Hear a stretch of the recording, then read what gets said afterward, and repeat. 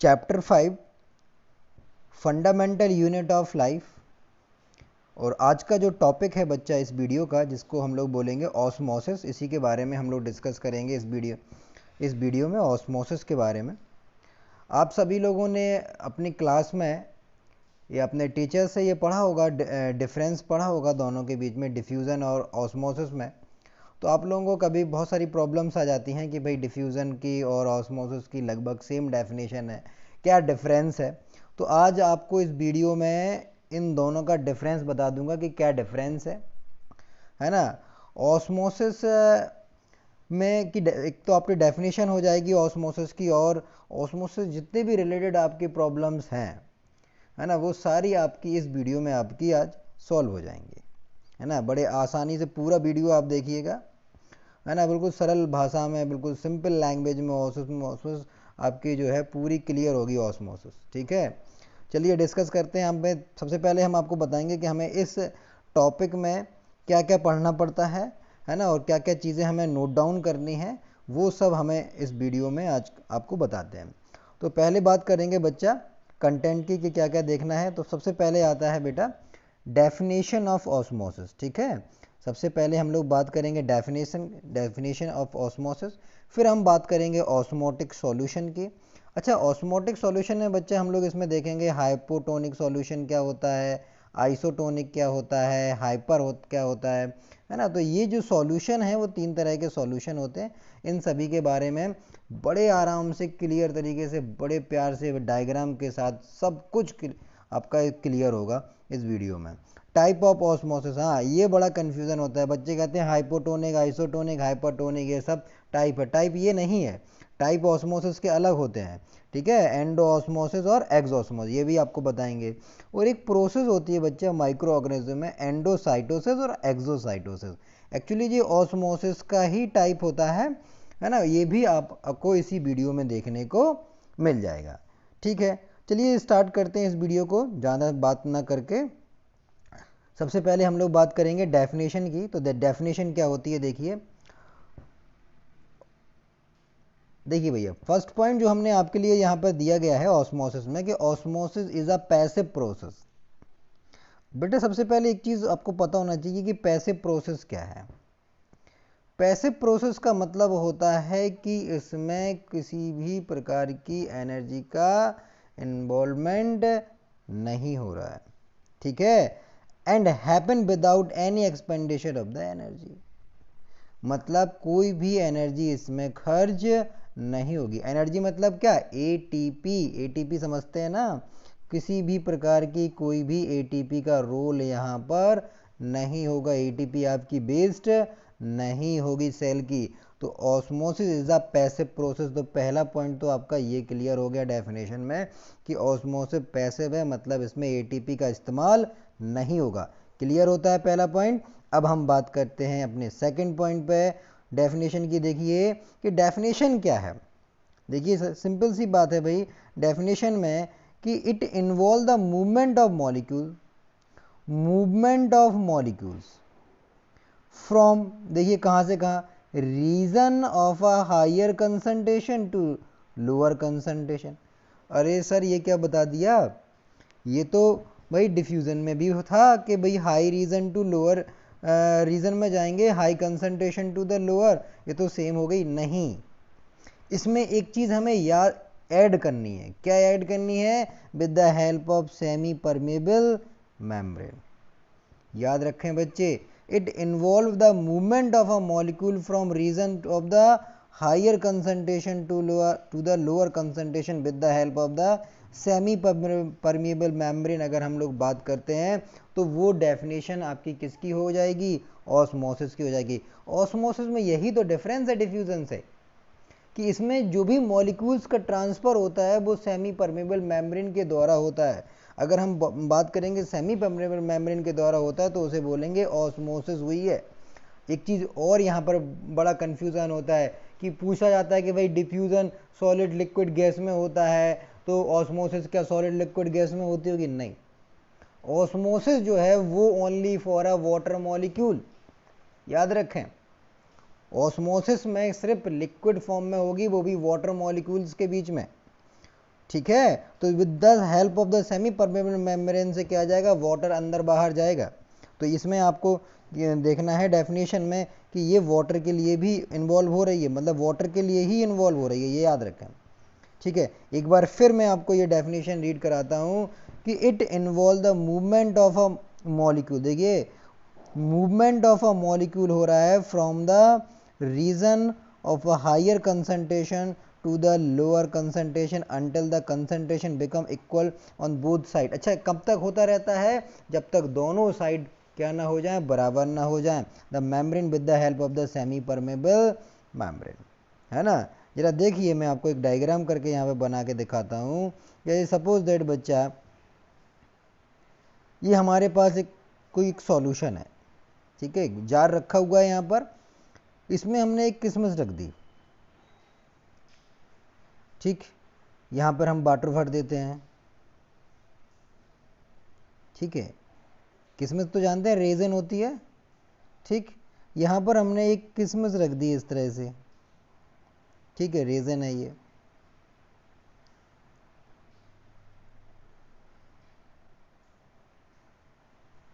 ये रेजन हो गई। यहाँ पर वाटर भरा हुआ है, H2O हो गया।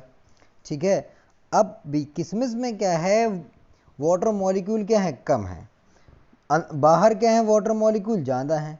तो बाहर से कहाँ चले जाएंगे, अंदर की साइड में, है ना। बाहर से कहाँ जाएंगे, अंदर की साइड में। इस तरह से वाटर का क्या हो जाएगा, मूवमेंट हो जाएगा। ठीक है, ये देखिए मैं आपको यहाँ पर अलग अलग कलर से दिखा देता हूँ। यहाँ पर क्या आ रहा है, वाटर का मूवमेंट हो रहा है। ठीक, ये देखिए बाहर से कहाँ जा रहा है, वाटर अंदर जा रहा है। तो किशमिश क्या हो जाएगी, फूल जाएगी। हाई टू लो जा रहा है, लेकिन किसकी मदद से जा रहा है, with the help of the semi permeable membrane. मतलब यहाँ पर अगर हम देखेंगे बच्चा, तो यहाँ पर क्या होगी, ये जो किशमिश है उसकी क्या है, सेमी परमिएबल मेम्ब्रेन है। ठीक है, तो ये हाई टू लो अगर वाटर का ट्रांसफर हो रहा है तो उसे बोलते हैं हम लोग osmosis with the help of the semi permeable membrane. तो किशमिश क्या हो जाएगी, फूल जाएगी, आपकी रेजिन स्वेल कर जाएगी। ठीक है, चलिए अब ये कंडीशन अलग अलग होती हैं, वो भी हम आपको बताएंगे। तो इसमें तो हो गई आपकी डेफिनेशन क्लियर। अब हम बात करते हैं बच्चे आगे की। देखिए ऑस्मोटिक सॉल्यूशन, जैसे अभी आपको बता रहे थे भाई बाहर पानी ज़्यादा है, वाटर ज़्यादा है, तो सेल के अंदर वाटर कम है ना, या सेल के अंदर वाटर ज़्यादा है, ठीक है, बाहर कम है। तो ये जो कंडीशन है, इस तरह से इनके लिए क्या किया गया, सॉल्यूशन बनाया गया। इसको बोलते हैं हम लोग ऑस्मोटिक सॉल्यूशन। तो 3 सॉल्यूशन हमें देखने को मिलेंगे, 3 different type of the solution यहाँ पे देखने को फर्स्ट में आपको मिलता है आइसोटोनिक, फिर होता है हाइपरटोनिक, फिर होता है हाइपोटोनिक। तो 3 सॉल्यूशन है जिनके बारे में हम लोग यहाँ पर डिस्कस करेंगे। फर्स्ट हम लोग बात करते हैं, देखिए कौन सा यहाँ पर दिया गया है। तो सबसे पहले दिया गया है हाइपोटोनिक सॉल्यूशन। देखेंगे तो सेल गेन वाटर, देखिए हाइपो का मतलब देखिए क्या होता है, कम होता है। सबसे पहले तो ये याद है, हाइपो का मतलब होता है कम, है ना, या लो बोल सकते हैं। ठीक है, हाइपो का मतलब हो गया कम या लो या लेस। ठीक है, लेस भी बोल सकते हैं आप। ठीक, और सॉल्यूशन तो पता ही है आपका।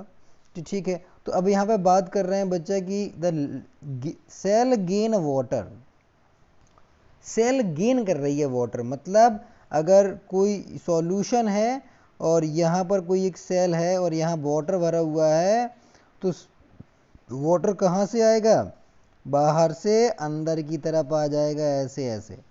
तो सेल क्या कर रही, सेल ने क्या किया, वाटर अपने अंदर गेन कर लिया, तो सेल क्या हो जाएगी, फूल जाएगी, है ना। सेल इस तरह से हो जाएगी भाई,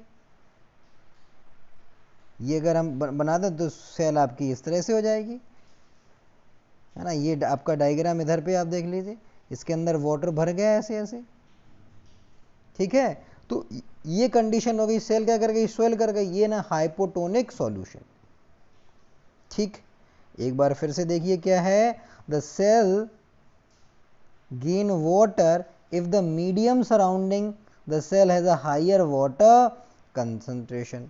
मतलब सेल के, जहाँ सेल है, सेल में क्या है, सॉल्यूशन, जो वाटर सॉल्यूशन है वो कम है, और बाहर वाटर सॉल्यूशन क्या है, जिस सॉल्यूशन में वो रखी गई है जिस मीडियम में वो रखी गई है वहाँ वाटर की मात्रा ज़्यादा है और सेल के अंदर कम है, तो बाहर से कहाँ जाएगा पानी, सेल के अंदर आ जाएगा। इसको बोलते हैं हम लोग हाइपोटोनिक सॉल्यूशन। देख लीजिए ये आपका डायग्राम हमने यहाँ पे बनाया है, वो डायग्राम आप देखिए, ये रेड ब्लड सेल है बच्चा, ठीक है, ये है आपका RBC रेड ब्लड सेल, इसी को बोलते हैं हम लोग एरिथ्रोसाइड, ठीक है। अब रेड ब्लड सीड अगर हमने किस में रख दिया, एक बाहर ऐसा सॉल्यूशन जो है, ये क्या है आपका हाई कंसंट्रेशन है, इसमें हाई कंसंट्रेशन मॉलिक्यूल्स के प्रेजेंस है यहाँ पर, वाटर के, वाटर बहुत ज़्यादा, और इसमें क्या है, लो है, इसमें वाटर मॉलिक्यूल्स क्या हैं, लो है। तो कहाँ से कहाँ आ रहे हैं, अब आप देखिए डायग्राम में, बाहर से अंदर की तरफ आ रहा है, तो सेल क्या कर जाएगी, फूल जाएगी। तो ये हो गया हाइपोटोनिक सॉल्यूशन। आ गया समझ में भैया हाइपोटोनिक? हाइपो का मतलब होता है कम, मतलब सेल के अंदर का जो सॉल्यूशन है वो कम होगा, या सेल के अंदर के जो वाटर मॉलिक्यूल्स हैं वो कम होंगे। हम लोग हमेशा सेल के रिस्पेक्ट में बात करते हैं, याद रखना, ठीक है। तो जो सॉल्यूशन दिए गए हैं यहाँ पर हाइपोटोनिक सॉल्यूशन है, मतलब सेल के अंदर का जो सॉल्यूशन है वो कम है, बाहर क्या है, ज़्यादा है, तो बाहर से कहाँ जाएगा, अंदर आ जाएगा, ठीक है। इतनी सी बात क्लियर हुई। चलिए अब हम बात करते हैं नेक्स्ट की, जिसे बोलेंगे हम लोग आपके आइसोटोनिक सॉल्यूशन। अच्छा बच्चे एक चीज़ देखिए, आइसोटोनिक सॉल्यूशन का मतलब होता है, आइसो का मतलब होता है सेम, मतलब दोनों साइड मीडियम क्या होना चाहिए, सेम होना चाहिए, ठीक है। तो मीडियम क्या हो जाएगा, जब सेम हो जाएगा तो ना कोई चीज़ अंदर जाएगी ना बाहर जाएगी, ठीक। तो ये कहलाता है isotonic. The cell membrane, the cell maintain the same water concentration as the cell, the water across the cell membrane in both the direction, समझ रहे। तो भाई क्या हो जाएगा, सेम रहेगा, ना बाहर जा रहा है ना अंदर आ रहा, जितना अंदर जाएगा उतना ही बाहर आया जाएगा, ठीक है। तो दोनों डायरेक्शन में क्या रहेगा, सेम रहेगा। तो ये तो हो गई आपकी आइसोटोनिक कंडीशन। ये देखिए डायग्राम बच्चा यहाँ पे आपको दिखाई दे रहा होगा, इसमें आप देख लीजिए जितना वाटर कंसंट्रेशन आपका बाहर है, जितनी बाहर सॉल्यूशन में है उतना ही क्या है, अंदर है, मतलब दोनों के पास वाटर की मात्रा नॉर्मल बराबर है, तो ये नॉर्मल सेल्स कहला जाएगी, ठीक है। तो नॉर्मल रेड ब्लड सेल है, ना तो ये श्रिंक है ना ही आपकी स्वेल है, नॉर्मल सेल है, ठीक है। ये तो हो गई आपकी आइसोटोनिक सॉल्यूशन। अब बात करते हैं बच्चा हाइपरटोनिक सॉल्यूशन। हाइपर का मतलब होता है ज़्यादा, ठीक, ज़्यादा, ज़्यादा का मतलब आपको पता ही है भाई, मोर हो गया, है ना, मतलब अब सेल के अंदर क्या है, ज़्यादा वाटर है। अब जिस जो सेल है, सेल के अंदर जो वाटर कंटेंट है वो ज़्यादा है और बाहर क्या है, कम है। जब वाटर मॉलिक्यूल, देखिए ऑस्मोसिस में सिर्फ वाटर की बात करते हैं, मैं बार बार चिल्ला रहा हूँ, सिर्फ वाटर वाटर वाटर, किस में, ऑस्मोसिस में। तो सेल लॉस द वाटर, ठीक है भाई, अब ज़्यादा है कहाँ जाएगा, बाहर जाएगा। तो cell loss the, if the medium has a lower water concentration, तो हाइपरटोनिक्स होने के देन द सेल, ठीक है, cell loss the water if the medium has a lower water concentration then the cell, मतलब सेल से जो बाहर का सॉल्यूशन है वो क्या है, सेल में ज़्यादा वाटर है और बाहर सॉल्यूशन में क्या है, कम वाटर है, तो कहाँ जाएगा, सेल से ज़्यादा जाएगा। अच्छा यहाँ पर जो बात की गई है हाइपर, ये हम लोग सेल की बात करते हैं, हाइपो की बात करेंगे हम लोग सेल को देखेंगे, आइसो की बात करेंगे हम लोग सेल की बात करते हैं, ठीक है। तो ये कंडीशन हो गई। अब इसमें कहाँ जाएगा, बाहर जा रहा है, तो बाहर जाएगा तो सेल क्या हो जाएगी, श्रिंक हो जाएगी, सिंपल सी बात है। अब आप देख लीजिए, जैसे सपोज दैट ये एक सेल है, ये सॉल्यूशन बना दिया मैंने, है ना, इसमें वाटर भरा हुआ है यहाँ पर। अब यहाँ पर हमने क्या रख दिया, एक ये देखिए मैंने एक रेड ब्लड सेल रख दी यहाँ पर, ठीक है। थोड़ा सा इसको अच्छी बनाते हैं, रेड ब्लड सेल को नॉर्मल कंडीशन में बनाते हैं, ठीक। ये देखिए ये कंडीशन में मैंने बना दी, ठीक है। यहाँ पर वाटर मॉलिक्यूल भरे हुए हैं। अब जो भाई वाटर बाहर कम है, अंदर ज़्यादा है, तो अंदर से कहाँ निकल लेगा, बाहर की साइड ऐसे निकल जाएगा, तो सेल कैसी हो जाएगी आपकी, सेल श्रिंक हो जाएगी। इस तरह से आप देख लीजिए, सेल का शेप क्या हो जाएगा, चेंज हो जाएगा, है ना, सिकुड़ जाएगी सेल। भाई सेल किस में से, ये अंगूर है, अंगूर अंगूर को आपने क्या रख दिया, चाशनी में रख दिया। चाशनी जानते हैं, चीनी की चाशनी बनाते हैं हम लोग, है ना, रसगुल्ला वगैरह बनाने के लिए। अब उसी चीनी की चाशनी में आपने अंगूर ला के रख दिया। अंगूर तो फूला रहता है, अब उसमें रख देंगे तो क्या है, बाहर जो साइटोप्लाज्म है, जो सेल का साइटोप्लाज्म है, उसमें वाटर जाना है किसके रिस्पेक्ट में, सॉल्यूशन के रिस्पेक्ट। तो फिर वो अंगूर से पानी कहाँ जाएगा, निकल कर उससे चाशनी में चला जाएगा, तो अंगूर क्या हो जाएगा, सिकुड़ जाएगा और क्या बन जाएगा, किशमिश बन जाएगा। तो ये कंडीशन क्या कहलाएगी आपकी, हाइपरटोनिक सॉल्यूशन। अब किशमिश को अपन किस में रख दें, किशमिश को अगर अपन किस में रख दें भाई, पानी में रख दें, तो किशमिश क्या हो गई, फूल गई, मतलब बाहर पानी ज़्यादा है अंदर कम है। समझ रहे हैं ना। तो ये जो कंडीशन है आपकी हाइपरटोनिक, आइसोटोनिक, है ना, और हाइपोटोनिक कंडीशन आपको सॉल्यूशन की, ऑस्मोसिस की समझ में आ गई होगी। अब बात करते हैं बच्चा टाइप ऑफ ऑस्मोसिस। देखिए टाइप ऑफ ऑस्मोसिस में क्या है, दो तरह की टाइप होते हैं ऑस्मोसिस के, है ना। एक होता है बच्चा एंडो ऑस्मोसिस, एंड ऑस्मोसिस, और एक होता है एक्सोस्मोसिस। मैं पहले आपको ऐसे ही बता देता हूँ एंड ऑस्मोसिस। जैसे सपोज दैट कोई सेल है, जैसे अमीबा है या कोई सेल है, अगर उसके अंदर वाटर एंटर कर रहा है, ऐसे अंदर जा रहा है सेल के अंदर, ठीक, तो उसको क्या बोलेंगे, एंडोस, मतलब सेल के अंदर कोई चीज़ चली गई उसको बोलेंगे एंडोस्मोसिस। अब अगर बात करें कि भाई सेल के बाहर की बात करें, कि सेल से निकलकर अगर कोई चीज़ बाहर चली गई, सेल से निकलकर अगर कोई चीज़ बाहर चली गई तो उसे क्या बोलेंगे, एक्सोस्मोसिस। तो अगर अंदर आ रही है तो एंडोस्मोसिस, और बाहर जा रही है तो एक्सोस्मोसिस। अब जरा डेफिनेशन से समझते हैं कि क्या लिखा है, ठीक है। चलिए पहला हम लोग के पास आता है एंडोस्मोसिस। तो देखेंगे क्या है, when a substance is placed in a hypotonic solution. Hypotonic solution में अगर हमने किसी भी सेल को रख दिया, ठीक है भैया, हाइपोटोनिक सॉल्यूशन तो पता है ना, कोई भी एक सेल है अपने पास ऐसी, ठीक है। अब यहाँ पर वाटर बाहर ज़्यादा है, अंदर क्या है, कम है, ठीक।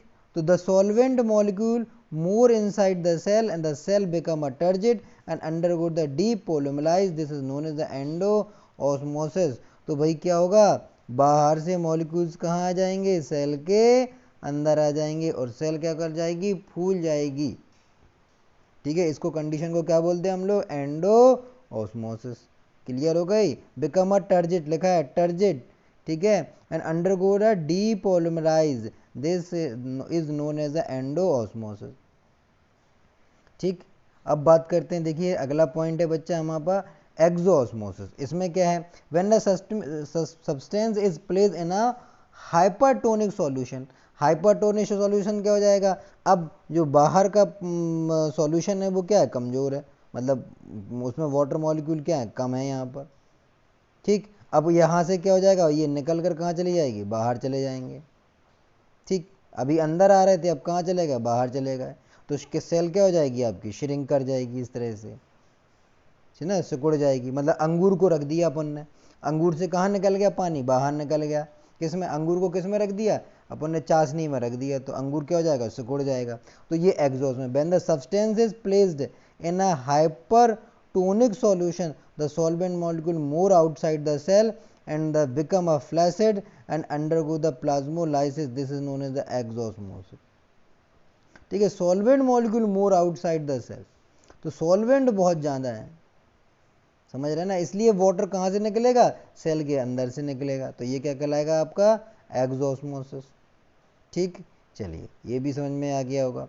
अब बेटा जो प्रोसेस आती है यहाँ पर, एक जो मैंने आपको बताया था, एक पॉइंट था, लास्ट पॉइंट है हमारा इस टॉपिक का, एंडोसाइटोसिस और एक्सोसाइटोसिस, है ना। देखिए the cell engulf the food is called endocytosis. अगर जैसे अमीबा की बात करते हैं, तो अमीबा का जो स्ट्रक्चर होता है आप सबको पता होगा, इस तरह से स्ट्रक्चर प्रेजेंट होता है अमीबा का। ये इसमें जो पैर निकले रहते हैं, ये इसको हम लोग क्या बोलते हैं, स्यूडोपोडिया कहते हैं। ये स्यूडोपोडिया क्या करते हैं, खाने को पकड़कर खा जाते हैं। तो ये अगर खाना जो फूड है वो अगर सेल के अंदर चला गया, है ना, तो वो क्या कहलाएगा आपका, एक्सोसाइटोसिस कहलाएगा, ठीक है। ये मोस्टली किस में देखने को मिलता है, अमीबा में मिलता है। तो द सेल इंगुल्फ, इंगुल्फ का मतलब होता है गटकना, है ना, खाना खाना। तो cell engulf the food is called endocytosis and eject a solid is called the exocytosis। अगर बाहर निकालना है ना, अब ये भाई जो वेस्ट मटेरियल है इसका बाहर निकलेगा, है ना, ये वेस्ट मटेरियल को बाहर निकालेगा तो वो क्या कहलाएगा, एक्सोसाइटोसिस। मतलब एक्सो मतलब एग्जिट कर देना, साइटोसिस मतलब साइटोप्लाज्म से, एंडो मतलब अंदर आ जाना, और साइटोसिस मतलब साइटोप्लाज्म। तो एंडोसाइटोसिस मतलब साइटोप्लाज्म के कोई चीज़ अंदर आ गई है, उसे हम लोग बोला एंडोसाइटोसिस। एक्सोसाइटोसिस का मतलब हो गया कोई भी चीज़ साइटोप्लाज्म से बाहर चली गई है, इसलिए उसको बोलता है exocytosis. Amoeba acquire the food through the endocytosis and excretions of a solid is called the exocytosis. तो ये जो चीज़ें आपकी थी दोनों मैंने आपको क्लियर कर दी। अच्छा, इसको डायग्राम से भी देख लीजिए यहाँ पर, जैसे यहाँ पर यहाँ पर दिखाई गई है, तो 2 सेल्स यहाँ पर रिप्रेजेंट की गई हैं, है ना। ये देख लीजिए, एक आपकी ये एंडोसाइटोसिस को रिप्रेजेंट कर रही है और यहाँ पर ये एक्सोसाइटोसिस को रिप्रेजेंट कर रही है। यहाँ पर जो प्लाज्मा मेम्ब्रेन है और जो एक्स्ट्रा सेलुलर जो फ्लूइड यहाँ पर है वो अगर सेल के अंदर जा रहा है, इस तरह से आप देखिए सेल के अंदर ये सब चीज़ें जा रही हैं, तो वो आपको रिप्रेजेंट करेगा एंडोसाइटोसिस की, ठीक है। ये एंडोसाइटोसिस को रिप्रेजेंट कर रहा है। और अगर ये चीज़ें सेल से बाहर जा रही हैं, ये सारी की सारी चीज़ें सेल से बाहर अगर निकलेंगी, है ना, तो बाहर निकल लेंगी तो वो क्या कहलाएगा, आपका एक्सोसाइटोसिस कहलाएगा। एक्सो मतलब बाहर, एग्जिट हो जाना, बाहर निकल जाना। तो ये आपने देखिए यहाँ पर इस वीडियो में, तो इस वीडियो में हमारा जो ऑस्मोसिस है वो पूरी तरीके से क्लियर हो गया है ना। इसमें हम लोगों ने देखिए ऑस्मोसिस की डेफिनेशन पढ़ ली है ना, ऑस्मोसिस के टाइप पढ़ लिए हैं, और उसमें कितने तरह के सॉल्यूशन होते हैं, ये तीनों चीज़ें हमने देख ली हैं ऑस्मोसिस के बारे में। तो 9th क्लास के लिए इतना सफिशियंट है बच्चा, है ना। अच्छे से पढ़ें, तैयारी करें, ठीक। और आपको अगर चैनल अच्छा लगे, समझ में आ रहा है आपको, तो लाइक सब्सक्राइब भी करें भाई, ठीक है, प्रमोट करें। Thank you.